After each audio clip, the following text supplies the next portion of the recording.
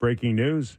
Joel Edmundson, a big, rugged defenseman, albeit with a left shot, is joining the Toronto Maple Leafs. The Leafs made the trade today. The Capitals will receive a 2024 third-round pick and a 2025 fifth-round pick. So, tell us what you think, JB. Oh, boy. You know, you wanted to see what the Leafs would look like post Kyle Dubas. Here you go. Big butchers on the back end.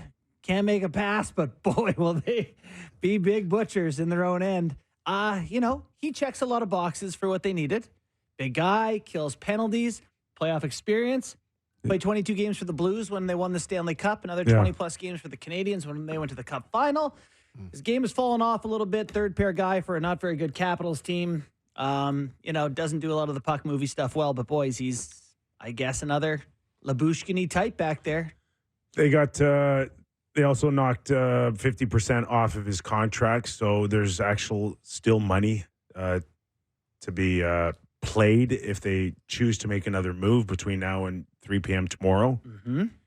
But I'm with you. Listen, game changers, no.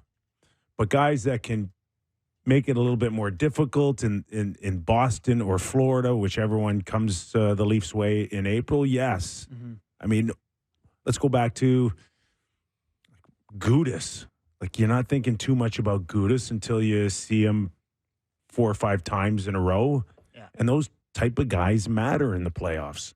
Yeah, it adds up, right? When you play Labushkin, Benoit, McCabe, Edmundson, all of a sudden you've taken lower lumbar cross checks for 4 straight games, and you get into 5, 6, and 7, where the Leafs have typically, I know they got by Tampa, but typically lost. Maybe the other team is the team that's a little hesitant and doesn't want to get to the middle as quickly. Maybe. Sammy, what are your thoughts? He's big, mean man. Yeah, he's a lot of guy. Yeah, he's big, mean man. I like the addition. I do. I've watched so many different playoff series over my life where the big guys often go past the little guys. You know, it's just like the size in the playoffs. It really does change the game, slows down a little bit. Yeah. You want a guy that clears the front of the net and is proficient with cross checks and can kill penalties. Like, this isn't a move the needle move for me. Like, I really don't think they're a ton better. I just think they're a little different, maybe, in the fact that they're a little harder to play against. Well, I like the move. He comes in and he's the biggest defenseman you have now. Yeah. And, you know, he kills penalties. This team is 22nd in the NHL. I haven't checked today, but 22nd, 3rd, somewhere on there in the PK. You know, if you're protecting a lead, like, you got some guys you feel like can go over the boards. Now, he's not a breakout guy. You know, he's not a tape-to-tape passer. I am worried about high and hard off the glass. Yep. And that's fine.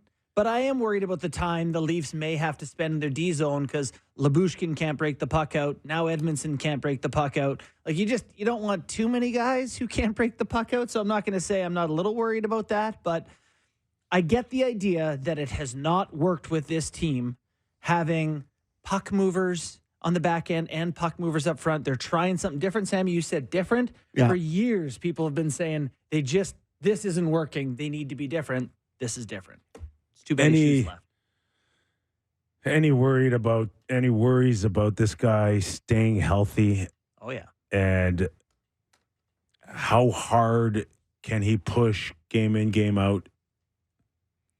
I don't worry about how hard he can push game in, game out. Well, he'll push. If it breaks him down, the tendency for players, and I experienced that when you're not 100% or you're not feeling great, is you back off. Yeah, right. And you just hope that the threat of you is enough sometimes to deter your opponents. In 2021, he missed 27 games. The next year, he only played 24 total games. Year after that, he missed 21 games. This year, he's missed maybe 18 games or something like that. Like, he misses games.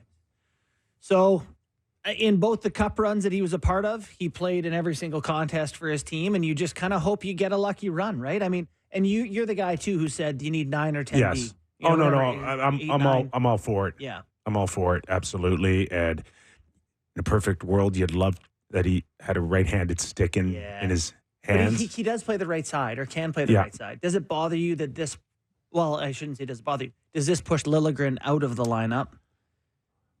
You know, it is crowded with left-handed shots now. So you assume it's Morgan and Lyubushkin. Yep. Benoit McCabe. Benoit McCabe on the right side. Edmundson, Brody. Unless you did Brody Edmundson, or unless, however you want to mix those up. But then if you put Liljegren in, maybe Benoit comes out, or Edmundson comes out. Listen. Or Brody. Oh, thank you. I was just about to say that. Okay, Brody's on the last year of his deal. He's not coming back. You're not re-signing him. It's okay if you want to put him in the stands a few games. Bad? Like, that's a good question. Has he been bad for Brody's expectations, or has he been NHL D-man bad? I go the latter, my friend. Wow. Yeah, I think there's some nights that I don't think he's top 6 now. Whew. Yeah. I mean, this is a guy you counted on to top pair. I don't see any sense of urgency in his game. I don't see a lot of crispness. Like he was earlier, he was money in terms of what you expected game in, game out. Like it was never about the offense. It was never about running anybody over, but somehow, some way he managed to move the puck or keep it out of danger. When okay. When I looked at SportLogic data for puck retrievals the last 2 seasons prior to this, he's been among the best in the NHL, like top 30 at going back and successful first place, getting the puck going the other way. This year, last time I checked, he was a bottom 20 guy in the NHL. It shows. See, that to me, that just... And defending the blue line, same split. That takes so much away from what he has been all about.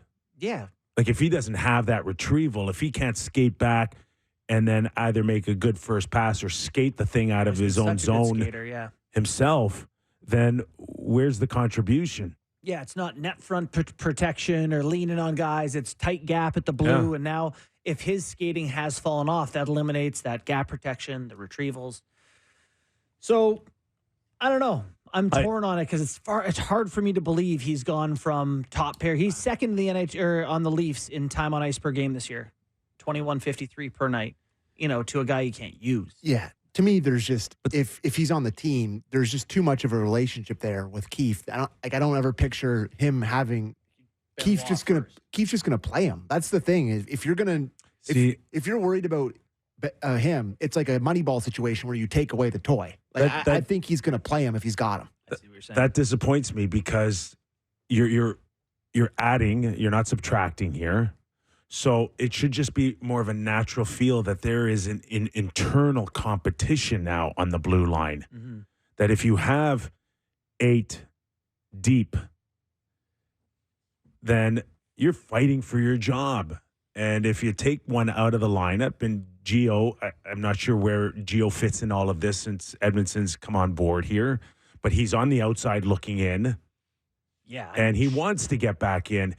And there are some nights when Gio's fresh and healthy and he's good out there, right? He can block shots. He can add great leadership at times. Competitive, good hockey IQ. But not top 4, right, anymore, or logging 18, 20 minutes. But between him, Edmundson, Brody, and Benoit, boys, it's up for grabs. We got 20 games to go. And I'm telling you, last night, not overly impressed with any of you on the back end. So play well, keep your spot. Don't play well, next man up.